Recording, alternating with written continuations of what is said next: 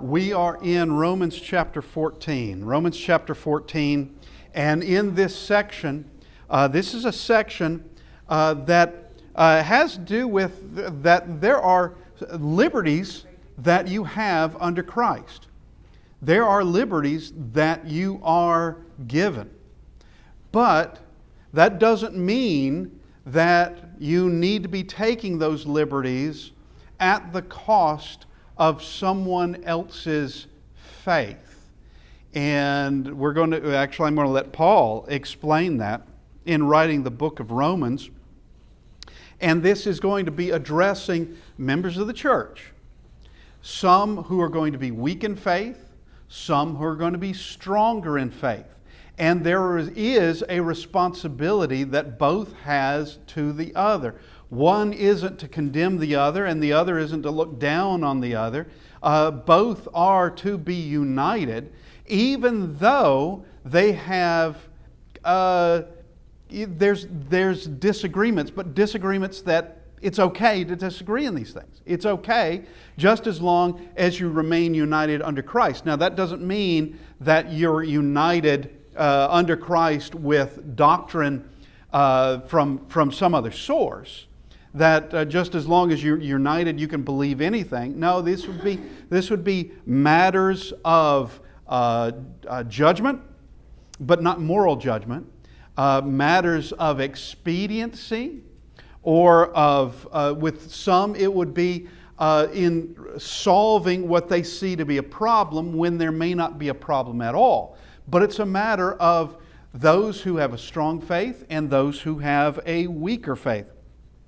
Now, we begin in verse 1. So Romans chapter 14, verse 1. Receive one who is weak in the faith, but not to disputes over doubtful things. All right?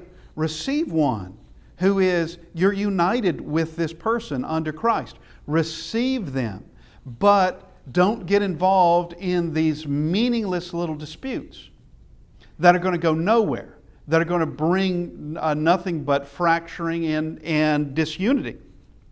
Not to disputes over doubtful things. Verse 2, for one believes he may eat all things, but he who is weak eats only vegetables. Now, let's discuss, why would this be a thing? Okay, because we are talking about two different traditions of people coming from different backgrounds, very different backgrounds. You have those coming from a Jewish background like Paul, those coming from a Gentile background like Titus and others. They're coming from different backgrounds. Okay? Now, under the Jewish background, if you were raised like Paul and like Peter and the other apostles, if you were raised from a childhood under the Jewish law, there would be certain things you would not eat. Okay, at least you shouldn't have been anyway. But under that law, there were things that you wouldn't even want to, not only are you not going to eat it, you're not going to purchase those things at the marketplace, you're not going to have anything to do with it. Okay, so topping that list, at least for me, would be pork. Okay, pork would be right out. Unclean animal, you cannot eat this. And if you were raised that way, let's say you're an adult, you are now following Christ, does that mean your opinion over pigs has changed? Well, no. Not necessarily would it have changed. You would still consider it to be, in your mind, an unclean animal. But knowing the law of Christ, others can partake in that pork. And there's nothing wrong with it. There's nothing wrong with it at all. All right? Now, let's go back to Daniel. Daniel chapter 1. Daniel is taken by the Babylonians. He is seen with others, with him. He is seen as someone who is very teachable, who's very talented, and he can be utilized in the purposes of the Babylonian kings. And later on, Babylonian kings and then Persian kings. Okay, as a privilege, and it was considered to be a privilege, he was to partake, he was being fed from the king's table or from the king's kitchens. He's eating what the king was eating. Now that's an honor, but what's the problem with it? What's the problem with that honor? Who knows what the king is eating? Okay? Who knows? Is it something that he can rightfully eat? And those with him, those young Jewish men with him, was it something they could rightfully eat? You know, with casseroles. I did know a man, some of y'all know him. I'll just tell you his name. It was Paul Meacham Jr. Paul Meacham Jr., he loved deer hunting. And he knew that there would be, if he went to a fellowship meal and brought a deer roast, that there would be people that would turn their nose up at it. But he would bring a casserole. It was the meat was ground up, casserole, and he would receive high praise for it. And no one asked any questions, and no one knew that it was venison. Okay, and that's the way he did it so that he wouldn't receive complaints about deer hunting and all that. Okay, well, when you have something in that form, you can't tell what kind of animal it is. You cannot tell what it is. With some kind of dish presented to Daniel, he wouldn't know what that was. If it's something from the water, well, there are certain fish they can eat, and there's certain other things they can't eat. If it's on land, once again, there's certain things they can eat, certain things they can't eat. If it's fowl, as in bird, once again, things they can eat, things they can't eat. Well, what do we have today? And if your Babylonian handlers aren't telling you what it is, if they don't want to tell you what it is, or maybe they don't even know what it is, it's best to resort to what? So what does Daniel and his friends do? They say, can we just have vegetables? Because you can't go wrong with that one. Can we have vegetables? They will not defile themselves with vegetables. And after it was proven that the eunuch in charge of them, the man in charge of them, wouldn't get in trouble because they would look starved and unhealthy. Once he was satisfied, then that was okay.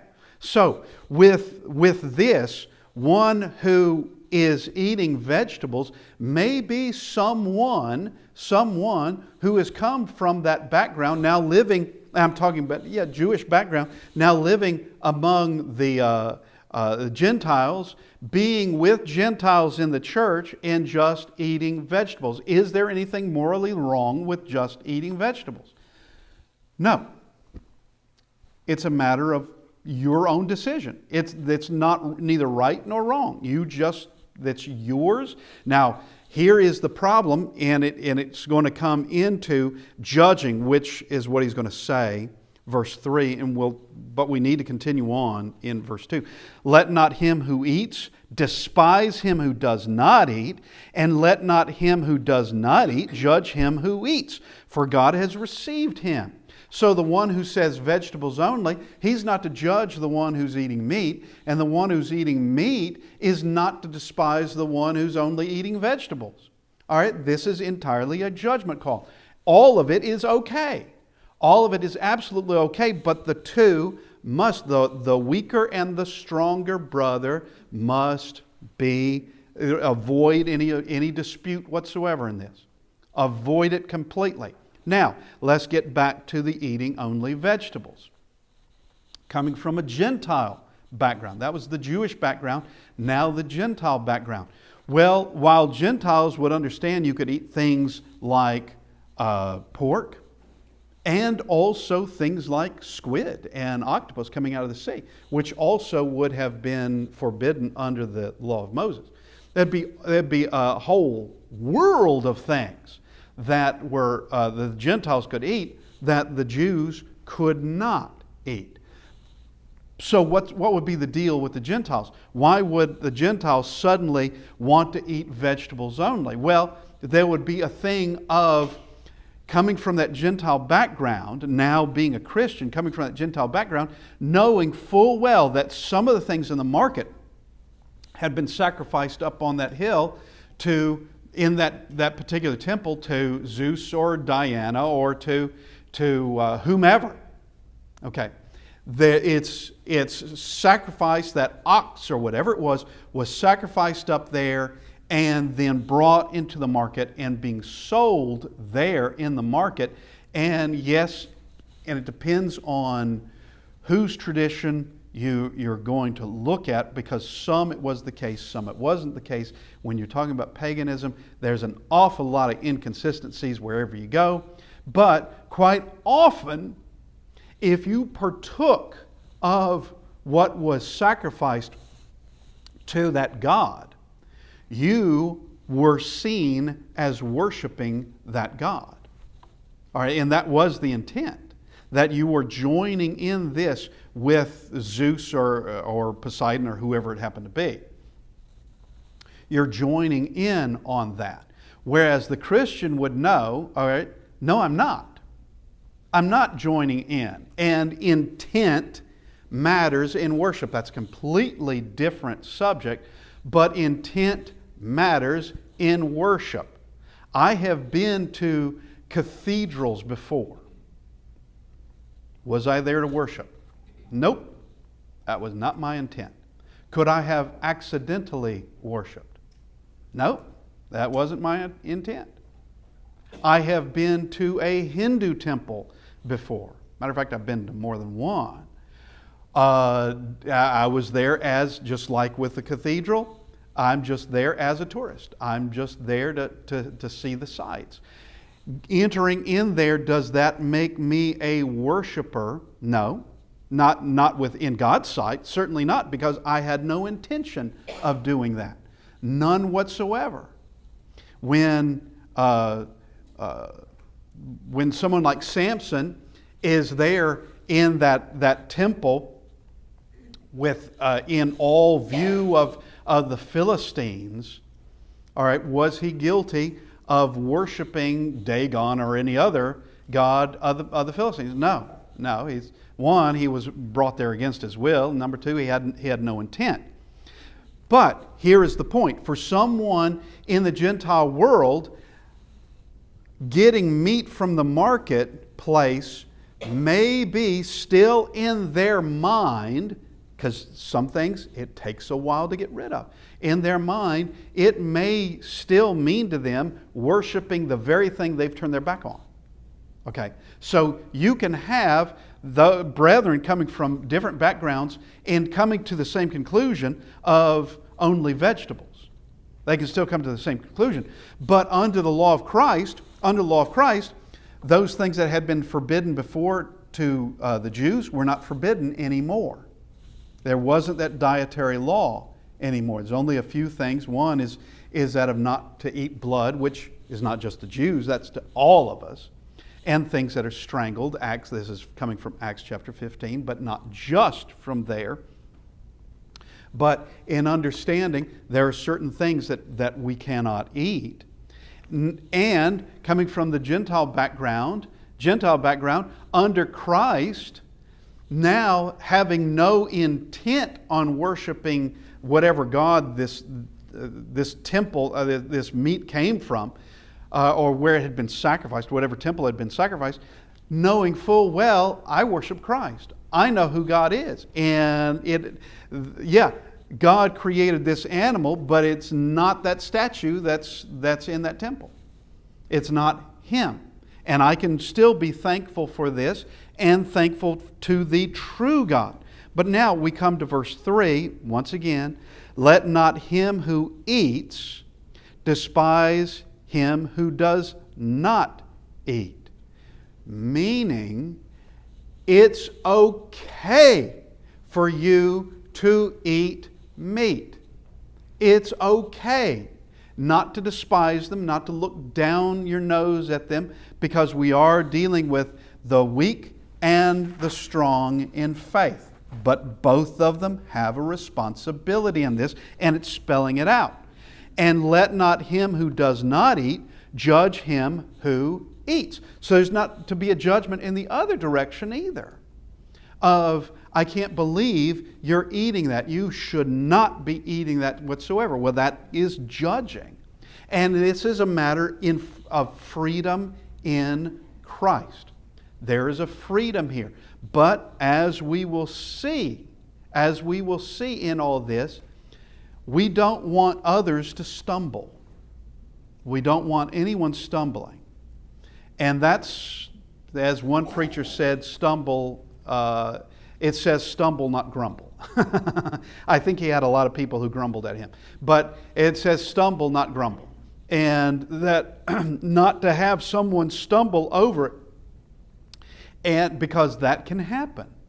Of someone who's very weak in the faith, seeing someone like Paul eating meat that obviously came from this city, came from marketplaces in this city, who knows what God that was sacrificed to, and then thinking, well, he must be worshiping those gods.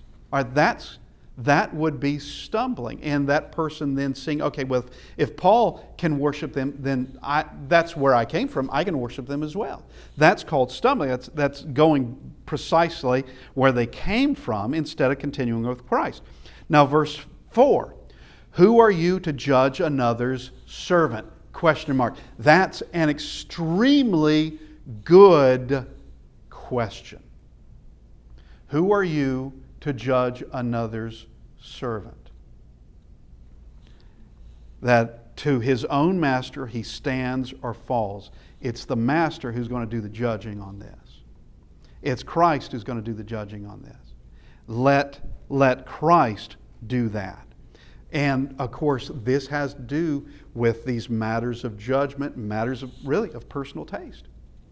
And how someone is going to resolve an issue in their own mind, and there's nothing wrong with resolving it that direction. Nothing wrong with that at all.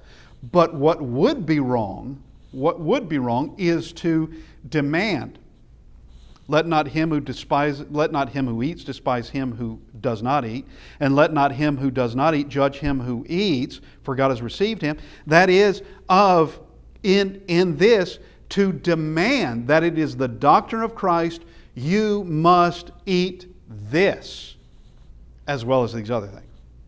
Okay, or you can only eat vegetables. That is the doctrine of Christ. Well, it's not the doctrine of Christ at all. He makes allowances for each person in this. It's not a moral decision. It's not a decision that is in the doctrine of God, in the doctrine of Christ, except that there are these allowances. Do not press your conscience on somebody else. That's wrong. Nor are you to flaunt something or become very unloving about something that you know, that you've come to a full understanding, but someone else has not. And just be like this arrogant sort, that I know I can win this argument, just try me. All right, that's an arrogance. There's no love in that at all. Now, verse 4 again, who are you to judge another's servant to his own master? He stands or falls. Indeed, he will be made to stand, for God is able to make him stand. All right, God's going to do this. God is the one. These are not your servants. These are God's servants. And God will let God be pleased with them, or God not be pleased with them, but you stay out of it altogether. Now, verse 5. One person, this goes now to days. One person esteems one day above another. Another esteems every day alike. Let each be fully convinced in his own mind. Okay. Is there anything wrong with Catrice and I esteeming one day above another? Okay, where we say this is a special day for us, whatever that reason is. This is a day that, okay, today what we're going to do is we're going to serve God in this way today. That we're going to spend the whole day reading the Bible, or we're going to spend the whole day doing something we wouldn't ordinarily do. We're going to take the special time aside from this day and do something that is for this day only. Is there anything wrong with that? Well, he's going to say, no, there's not. Let each be fully convinced in his own mind. Okay, now, with Paul, as we have been reading in the life of Paul, from Acts and from his writings. Paul, when Paul first goes to Ephesus, he speaks at a synagogue, which is what he's been doing. That's where he goes first, because those are the people who are prepared to hear about the Messiah. Okay, so that's where he goes first. They ask him, will you stay longer? We want to hear more about this. And he says, no, I have to go to Jerusalem to the feast. He wants to be there for Passover. I'm sorry, not Passover, for Pentecost. He wants to be there for Pentecost. Okay? Now, the question would be, why? Why does he want to be there for Pentecost? He's not under the law of Moses anymore. He doesn't have to be there for Pentecost, but he's determined that he's going to go there for Pentecost. And he also does it again later in the book of Acts, of where he's going to Jerusalem, and it is for Pentecost. Why does he want to do that? Well, I can tell you this, though there in, when he first goes to Ephesus at the end of 18, and we see where I'm in verse 21, I must by all means keep this coming feast in Jerusalem, but I will return again to you, God willing. Okay. He says he's going to Jerusalem. Was it so that he could observe the law of Moses? I can tell you right now it wasn't, because he knows he's not under that law. He knows he's not under that law. And the reason I know he knows is because he has been speaking of certain things. The problem that is addressed in chapter 15 with those men who came out of Judea, saying that yes, to be saved, you have to be circumcised as well as everything else. As well as baptized, you have to be circumcised according to the custom of Moses. Okay? He knows that's not right. He and Barnabas don't give an inch. They don't take it for a second. They are going to be completely against that from the beginning. So, would it be wrong, morally wrong, for Paul to go to Jerusalem for the Passover? No. Why was he going? Well, I can speculate. It doesn't say why, but I can speculate. I can speculate that he's going there either to teach, that's a possibility. He's going there to see family he wouldn't see ordinarily because he knows they would be there and perhaps teach them. I don't know. All this is speculation. It's speculation. But he's going there nonetheless, and he's going there for Pentecost. Is it to observe Pentecost? No, I can tell you that it wasn't. It would not have been that. And someone weak in the faith might very well have said, you don't need to do that. What, are you returning back to Judaism? Are you keeping Christ and also portions of the law of Moses? Because I can show you from Paul's writings, he'll say, if you're going to keep a portion of the law, you got to keep it all. You can't just pick and choose a little bit here, a little bit there. You either take it all or you push it to the side. It's all or nothing. Now, we come back to our verse. So, Romans 14 and verse 5. One person esteems one day above another. All right, so let's just talk about an obvious thing. Because I know brethren who they have very definite opinions on it. For me growing up in the U.S., there was always the holidays. It was at the end of December. And it was always where, of course, it's Christmas and then New Year's. But we've got to talk about Christmas. Okay. We did give gifts. We did go and visit family. We had family around us, and there was nothing about it, absolutely nothing about it, that was our attempt to worship God, because we saw it as the birth of Christ or anything else in that. Now, if it was on a Sunday, we're going to be in church because that's the first day of the week. That's what we're called to do. But for someone to say that having any kind of observance concerning the holidays is in fact to recognize them as a religious holiday, or as a that it is only a religious observance and nothing else. Well, it's not. It's a national holiday. And that if we had grown up with something else, let's say if the same thing had occurred in my youth, but it was Ramadan, well, if we were off from school, we would probably take that time to go visit family. Were we observing Ramadan? No. We wouldn't have been doing that either. But there are those who, and I have met them, and perhaps you have too, they choose not to observe the Christmas holidays as anything at all. They prefer not to do it. Is that their choice? Sure, it's their choice. And I'm not to be one to despise that person, and nor are they to judge me because we go do fun things during that time. This is fun to us to be with family and eat more than we should and do those things. But here, having one day above another, is there anything wrong with that? No, there's not. Another esteems every day alike. Let each be fully convinced in his own mind.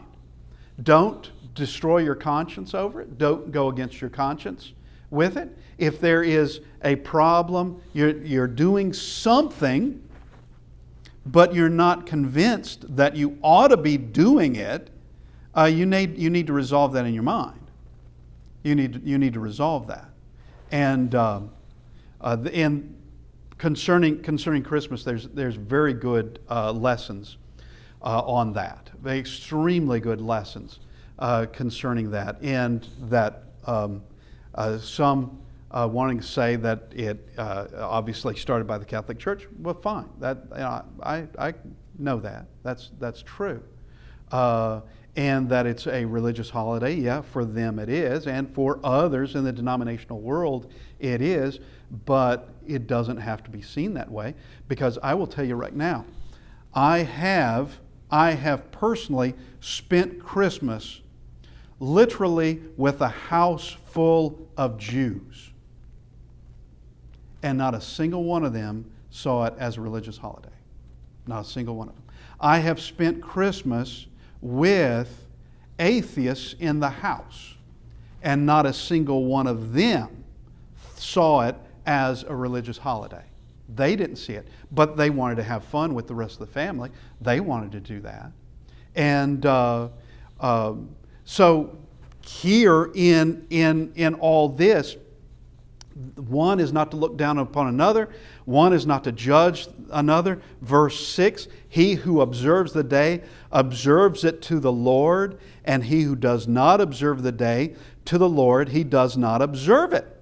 He who eats to the Lord, for he gives God thanks, and he who does not eat to the Lord, he does not eat and gives God thanks. Everybody in this situation is perfectly fine. Eat, don't eat. Observe the day, don't observe the day. In all this, observing it to the Lord or not observing it to the Lord, giving God thanks and giving God thanks depending on it. Always, everyone in this situation is just fine. Nothing is to be judged. Nothing is to be seen as less than what God wants it to be seen. It should not be. Verse 7, for none of us lives to himself, and no one dies to himself. Okay? We live for Christ in this. We live for Him. And we are to always seek that unity with each other. We are not to bind our conscience on other people. It's like a fella asked. He said, what if you have one member of a congregation that believes in one cup? What if you have a member of the congregation that believes in one cup? What should the rest of the congregation do? And the response, which I thought was brilliant, was the congregation as a whole does not have to be a solution to this person's conscience. Okay? We don't have to bend to their conscience. That if that's what they believe, then that's what they believe. Okay? But they have no right to press that on us. And I also would have to say that I have no right to say, you can't do it that way. I don't have a right to say that either. Now, if that person is going to press that doctrine on the rest, that's wrong. And if I press a doctrine on him, that would be wrong as well.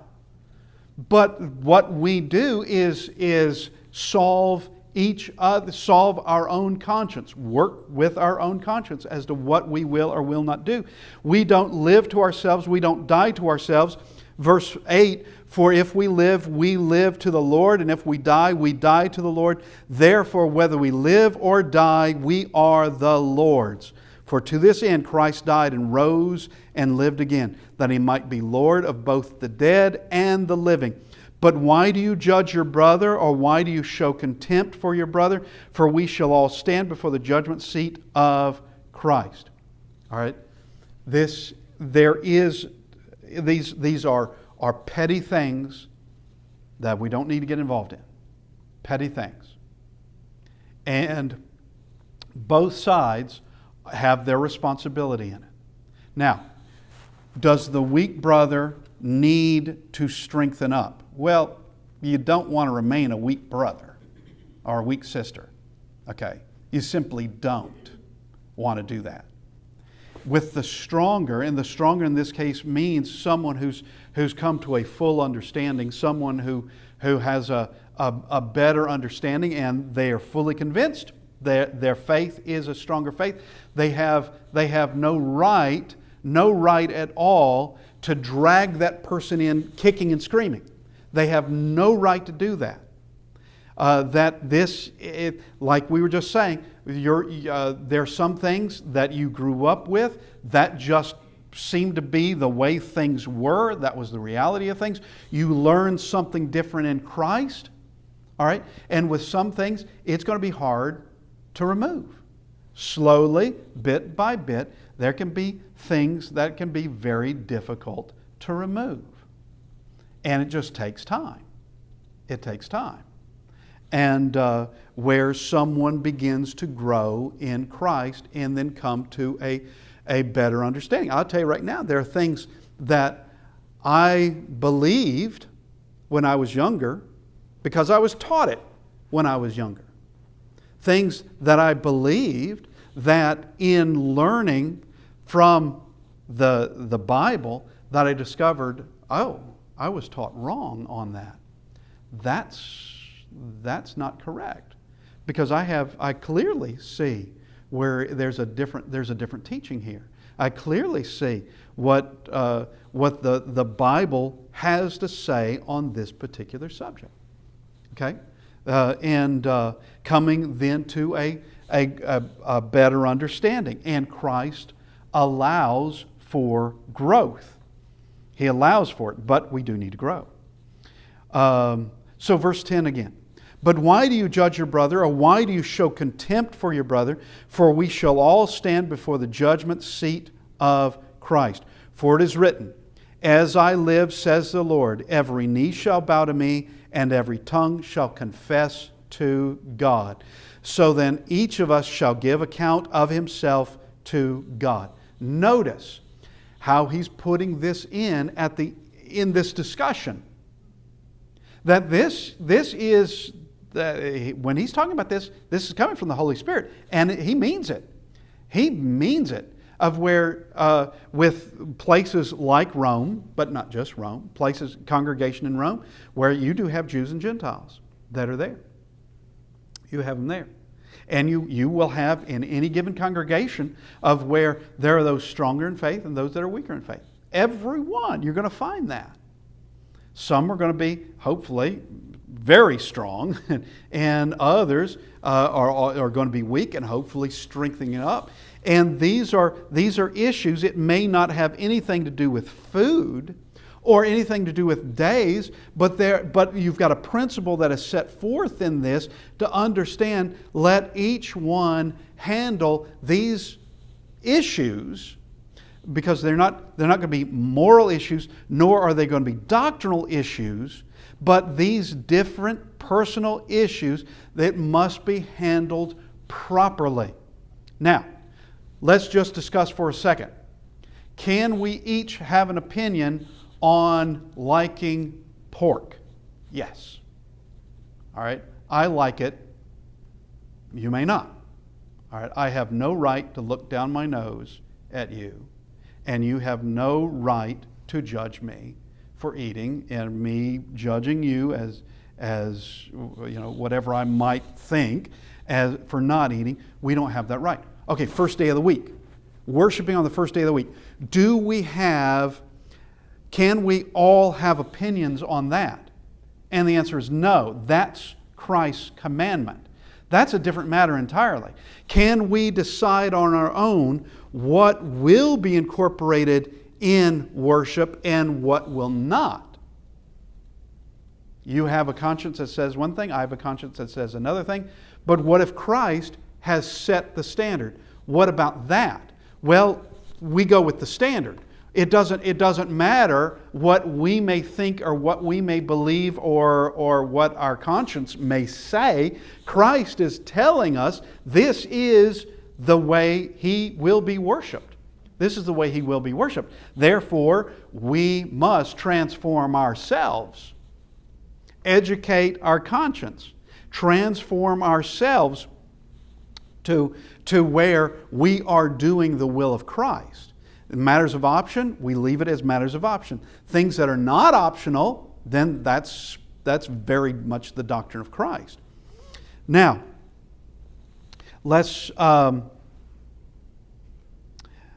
to verse 13. Therefore, let us not judge one another anymore, but rather resolve this, not to put a stumbling block or a cause of fall in our brother's way. Okay. Suppose I am going to have new converts over. They are Christians, and they're coming out of Hinduism. What is something that under Hinduism you do not eat? Beef. That's exactly right. All right. I want to show hospitality to them. I ask them to come over. They're new converts. What should I not serve them? And say, you have every right to eat this. You have every right, enjoy. But they're coming from that background. They've never had it. They've always seen it as something that is forbidden to them. All right, it would be best then to go to vegetables. All right. But I have a right to eat beef. Eaten it all my life. I have a right to eat beef. Sure I do. But for the sake of them, read verse 13, therefore let us not judge one another anymore, but rather resolve this, not putting a stumbling block or a cause to fall in our brother's way. We just have to be more cautious. We have to be cautious as to the background of this person and where they're coming from. And it's not a matter of dishonesty. It's not a matter of that. It's a matter of trying to help them along, not pushing and tugging and with them kicking and screaming, but just understanding where this person is coming from and their current understanding of things, and not shoving them away because we're exercising a right. Not causing a stumbling block because we're exercising a right. Okay? Take it back to the first century. They've got some new converts. They are from the local Gentile population. No telling what all they believe.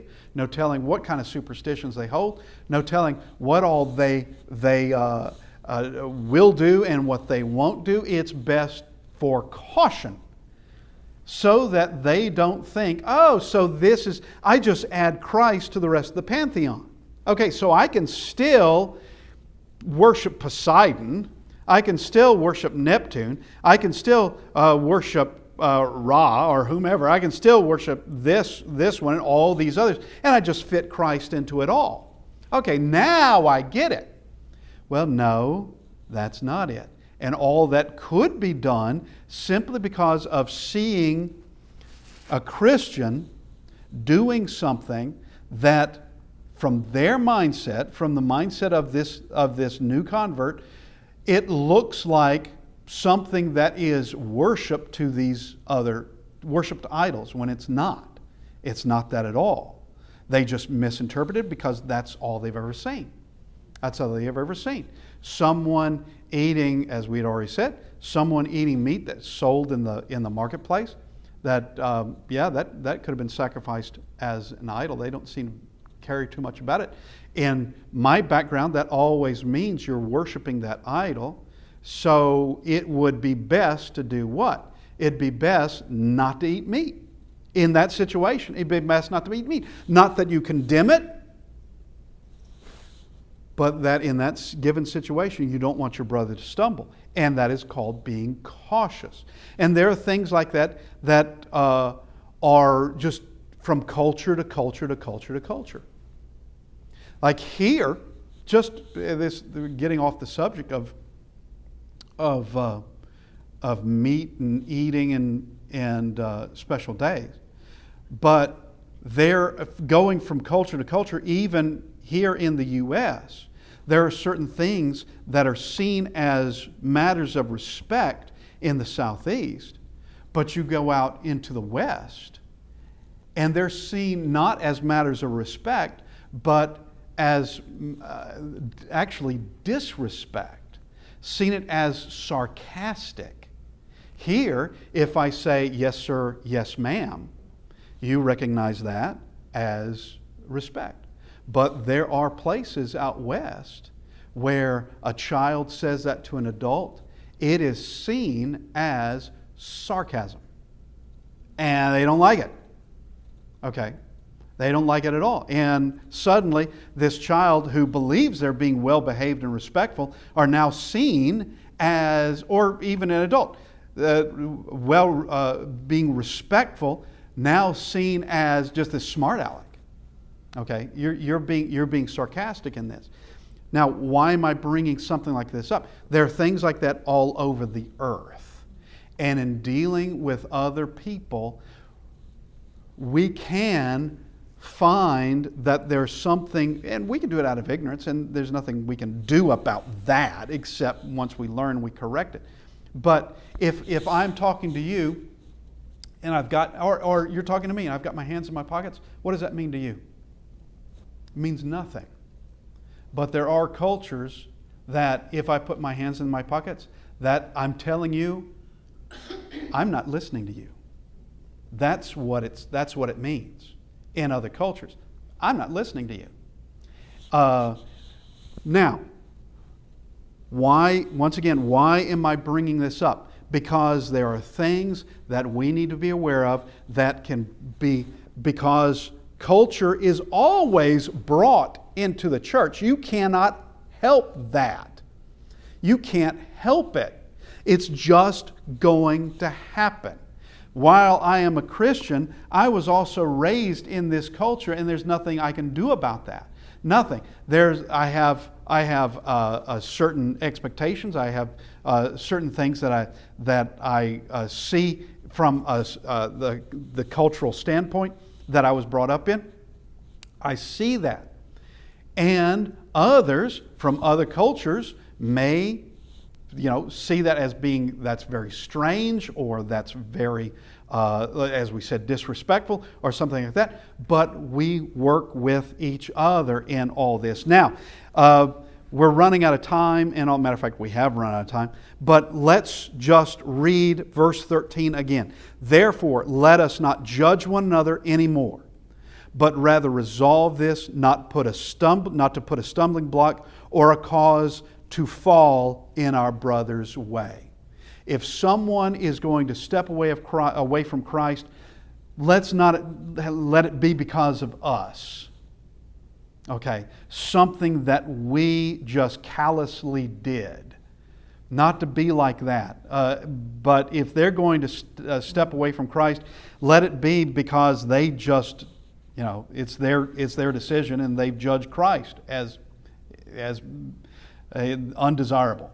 All right? Not that they were wanting to be obedient to Him, but because of something that we have done callously, carelessly, without any kind of thought, have basically just shoved them away. And now, we'll continue with this next week. I appreciate everyone being with us, and hopefully we can continue this next week. Thank you, everybody.